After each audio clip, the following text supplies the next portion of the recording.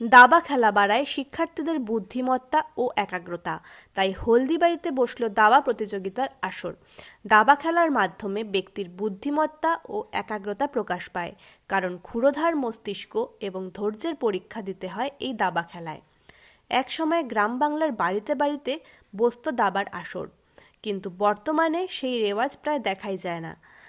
আর তাই বর্তমান প্রজন্মের মধ্যে দাবা খেলার প্রসার ঘটাতে প্রতি বছরের ন্যায় এবছরও হলদিবাড়ি উৎসব 2025-এর অঙ্গ হিসেবে হলদিবাড়িতে স্বর্গীয় বিষ্ণু দত্ত শর্মা ও শ্রীমতী সাবিত্রী দেবী শর্মা নক আউট দাবা প্রতিযোগিতার আয়োজন করা হয়েছে।